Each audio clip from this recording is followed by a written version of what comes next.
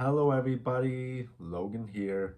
Welcome to Mastery of Life, where I teach about the philosophies of life, biology, morality, and reality, all for the goal of helping you reach your truest potential. So, here are the purposes of this video.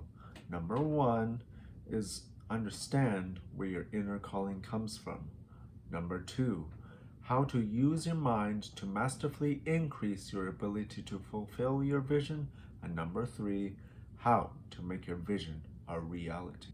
By creating meaningful experiences aligned with a discerning judgment and discipline across all aspects of life, you can cultivate a sense of purpose with pursuing your inner calling. What is your inner calling and how do you identify it?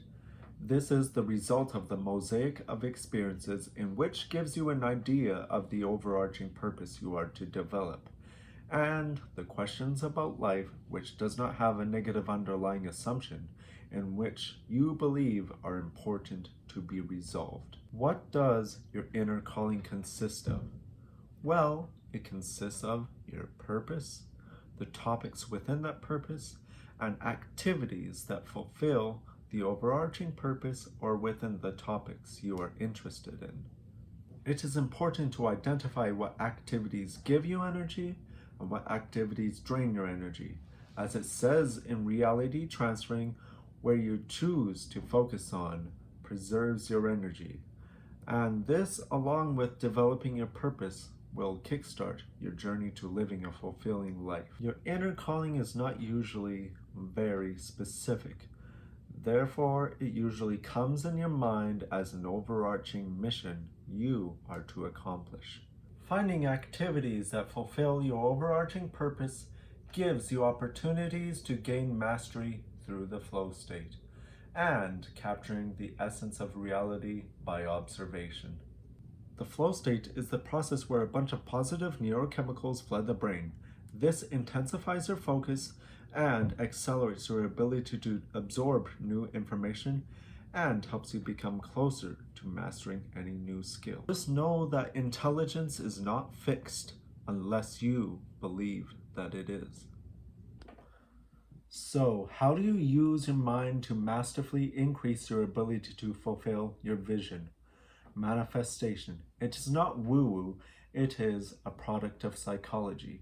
What I am not saying, like many people are, is to think anything into being with the law of attraction, which has many flaws in it, in which I'll explain in a different video. What I am saying is that the mind is a filter in which holds your beliefs, limiting or not, withholds your education, which determines the mindset you hold around that subject, what you choose to focus on, what you choose to ignore, what you can control, and what you can't control. What are the psychological factors of manifestation and how do we use them to our advantage? Number one is you notice more in your surroundings that align with your dominant thoughts. If your dominant thoughts are saying that you are not enough, your mind will start stacking evidence saying that you are not enough. If you were to fail your test, you will start punishing yourself for your mistakes. Instead, notice the opportunities, whether it is an opportunity to complain or an opportunity to grow. When you fail your test, instead of punishing yourself, grow from it by saying, I will learn how to learn. Therefore, you have a solution to your issue. Number two, your ability to resist temptations and emotionally connect to the reasons for doing something or resisting something. Don't overwhelm yourself with what it takes to accomplish something. Do your best to be the best version of yourself in the here and now. Focus on hope, improvement, and effort rather than just the results. Focus rather on what is the precursor to the results for you to go on an upward trajectory. Number three is detaching your need to have validation of others' opinions unless it is very educated, not adopting them just to save energy, but considering them if it is within reason and with a trained judgment. Number 4 is channeling your negative emotions for a positive outcome. So your difficulties temper your mind like a steelsmith tempers steel if you so choose to learn and grow from it. Your anxiety is telling you that you should change, but instead you turn to coping mechanisms to escape the reality you live, and drugs to numb you instead of going to the root of the problem. Don't wave a truce flag to your problems and accept that you cannot change, because if there is an ultimate truth, it wouldn't be giving up, but it is that letting go is control. Control is in letting go. Number 5 is your tendency to avoid pain, seek comfort, and to pursue pleasure. If you fear how much pain doing anything hard will inflict, understand that it's only suffering if you have the mental component of self-doubt.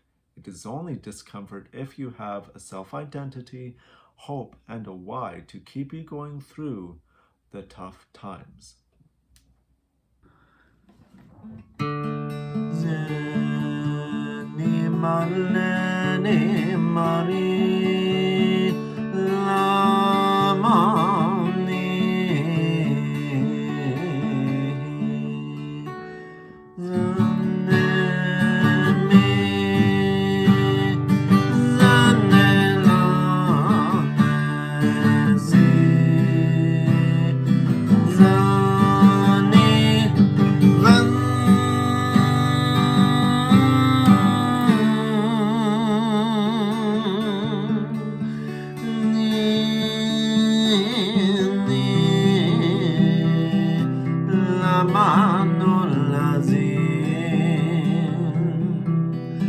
Ya la morón ni la mano ni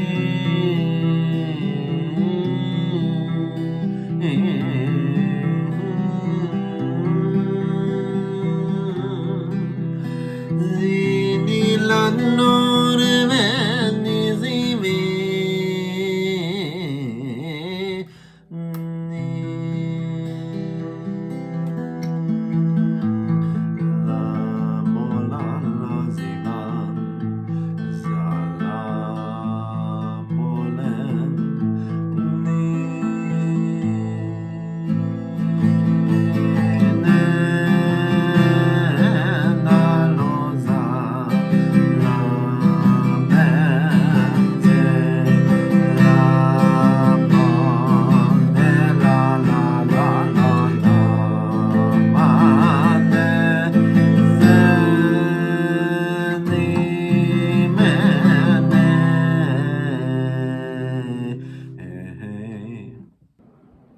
Okay, here we are, making it a reality.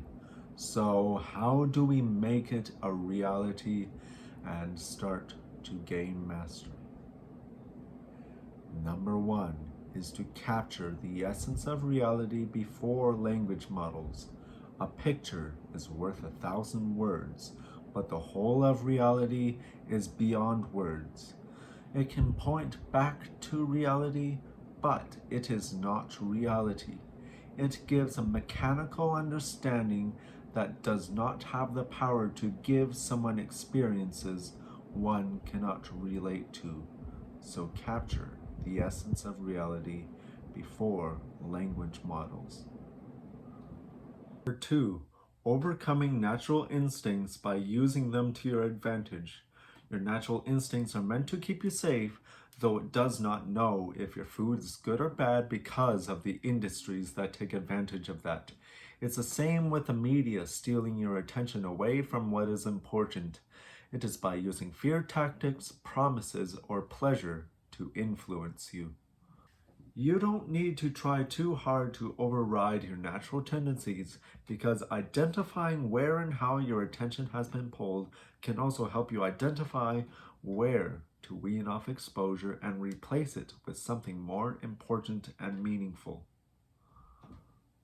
Let go of the belief that it'll be hard, which that belief itself makes it harder, and replace what you focus on with something more meaningful to your existence.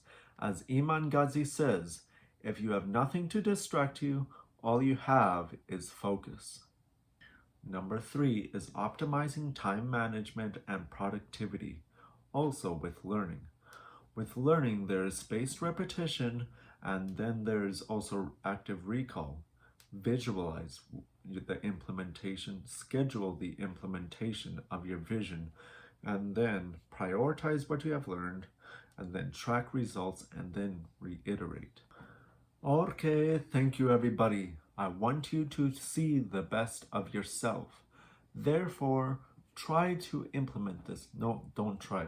Do implement this, and you'll see results that will surprise you.